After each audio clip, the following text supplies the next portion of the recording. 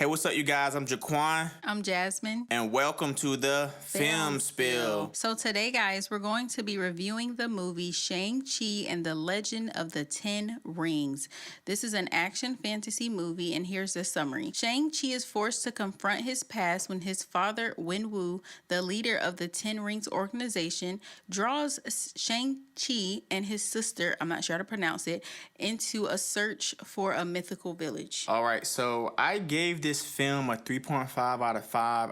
I really enjoyed it. It was some parts of it that I was kind of confused about, but most definitely it was the first Marvel film that I had watched after quarantine. So it was in the actual movie theater. So I was really intrigued when I watched it, and I enjoyed seeing it. So let's get into my pros and my cons. So my very first pro was I liked it how they highlighted the Asian culture. I thought that was very important to happen in the MCU, and it was kind of one of those things just like about time. But once again, it was amazing to see them do that. My next pro was I really enjoyed seeing the Abomination new character design. You know, that was really more accurate to the comic book design, and I felt like they kind of used that as a selling point to get people to watch the film, because it was like, wow, we haven't seen Abomination since 2008. Now he's in the Shang-Chi movie, like what? And he looks like the comic book version. So definitely that was another reason why anything Hulk related stuff I'm automatically intrigued. So it was really cool to see him. My next pro was I liked how the mom was not afraid of the Mandarin. You know, she actually beat him, even though it was weird because they like fell in love fighting or something. Like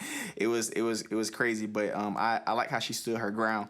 My next pro was I like the mystic animals of I think they pronounce it Tao Lao. That was like the other dimension that his mom was from. I liked the mystic animals of that, especially the nine-tailed fox. You know what I'm saying? Connected that to Naruto, so that was definitely dope to see.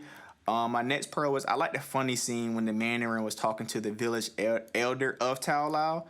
And he was basically like, "Be careful how you speak to me, young man," which is I laughed so much when I seen that part, because in real life he's younger than the village elder, but in the movie he's actually older because he's like this immortal or something. So yeah, that was definitely funny to see.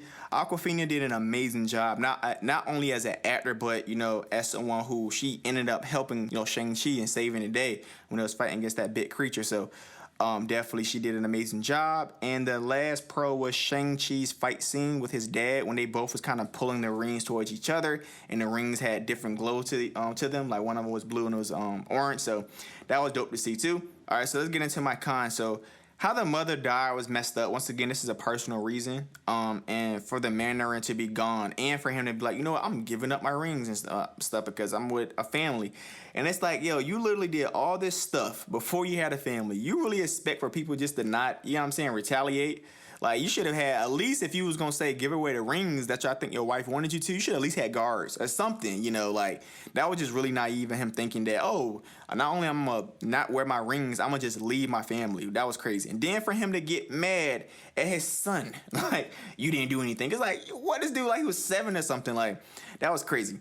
My next con was I didn't care for the credit scene, the end credit scene with the Hulk and the sling, because once again, the Hulk's supposed to be able to heal he's supposed to basically be able to heal whenever he get hurt. So it was weird seeing him in a sling after like he transformed back to Bruce. I'm like, why is it? A lot of people had an uproar about it. Like, that doesn't just make any sense.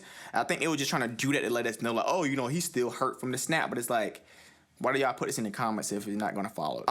And my last con was they didn't really explain how the Ten Rings came to Earth. It was just like, they kind of made like some little pun or something where they were just like, well, we don't know if he got it from a cave or he got it from, like, they never really explained how they, and I'm hoping in the future they kind of do some more information, do some more research and say, but I kind of wanted them to explain it then and there.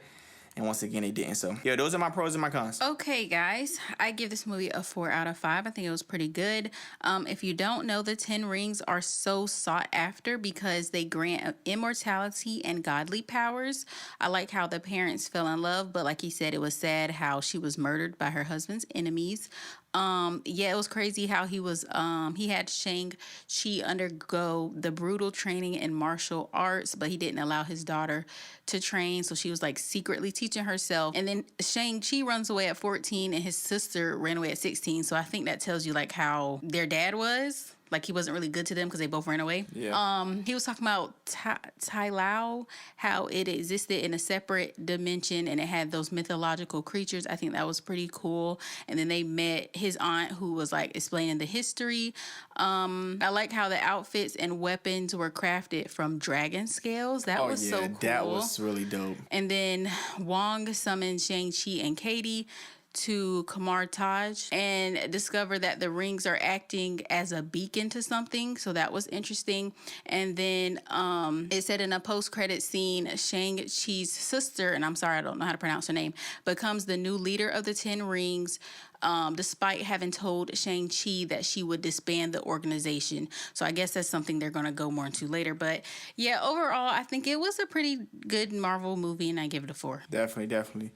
Definitely recommend you guys watching this film. Like I said, it's dope. Right now, it is streaming on Disney Plus. If you guys have the subscription of Disney Plus, definitely check it out. Of course, it's Marvel, so you don't want to miss out on one film and then you watch another one. You're gonna be like, what is going on? So definitely check it out whenever you get a chance. Just like always, make sure you guys like, subscribe, and comment. You guys have a good one.